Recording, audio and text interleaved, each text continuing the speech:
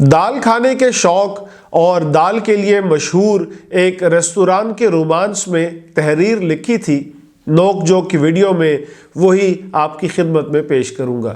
میں ہوں عمیر محمود۔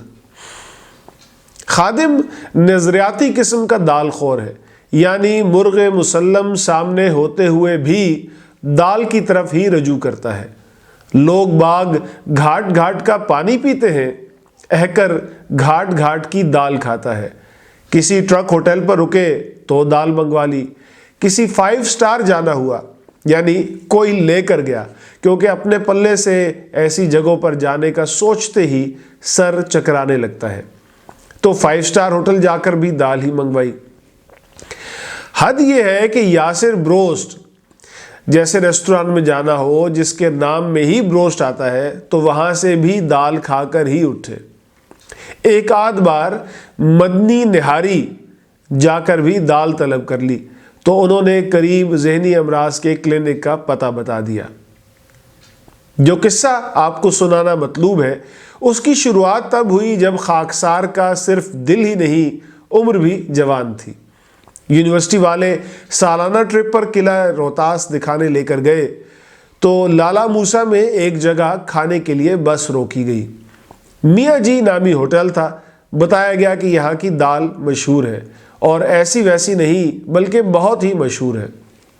تو صاحب وہاں سے دال کھائی اور دیوانے ہو گئے۔ ایسی دال کبھی زندگی میں نہ کھائی تھی۔ یونیورسٹی والے ہمیں لے کر واپس لاہور تو آ گئے، لیکن ہم اپنا دل وہیں میاں جی کے ہوٹل چھوڑ آئے تھے۔ کئی برس گزرے، زندگی اپنے جھمیلوں میں الجھاتی چلی گئی۔ تعلیم مکمل ہو گئی، برسر روزگار بھی ہو گئے، خانہ آبادی کے مراحل سے بھی ہو گزرے، لیکن اس دال کا ذائقہ زبان پر ہلکورے لیتا رہا۔ پہلے تجربے کے لگ بھگ 12 برس بعد راولپنڈی سے لاہور آنا تھا، تو صرف میاں جی کے ہوٹل سے دال کھانے کے لیے موٹر وے چھوڑ کر جی ٹی روڈ کا راستہ پکڑا۔ ابھی روات میں ہی تھے کہ دال والا منہ بھی بنا لیا۔ احوال اس ترکیب کا یہ ہے کہ جہاں ہم کام کرتے تھے وہاں افطاری کا اہتمام دفتر والوں کی جانب سے کیا جاتا۔ باقی روز تو سموسے پکوڑے اور اس نوع کے لوازمات ہوتے، لیکن بدھ کے روز بریانی دی جاتی۔ ہماری ایک دفتری ساتھی کو وہ بریانی بہت مرغوب تھی۔ ایک بدھ کو کسی وجہ سے بریانی فراہم نہ کی جا سکی، تو بریانی کی منتظر ساتھی نے مایوسی سے کہا تھا، او ہو، میں نے تو بریانی والا منہ بھی بنا لیا تھا، یعنی میں تو ذہنی طور پر بریانی کے لیے تیار تھی۔ تو اسی طرح ہم نے بھی روات میں ہی دال والا منہ بنا لیا تھا۔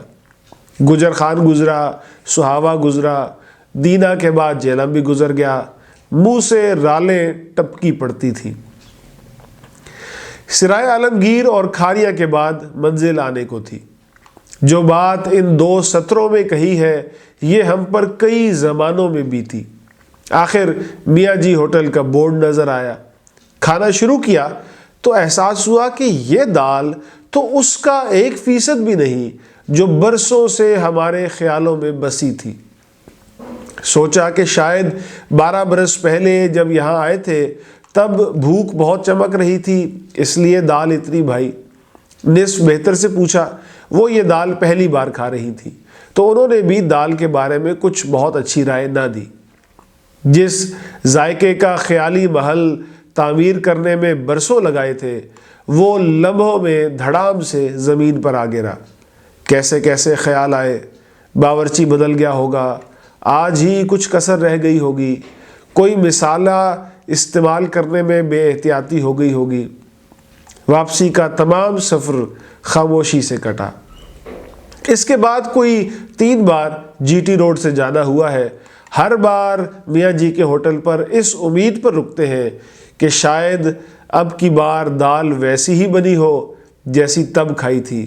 ہر بار مایوسی ہوتی ہے، شاید واقعی ذائقہ پہلے جیسا نہیں رہا، یا شاید میں خود بدل گیا ہوں۔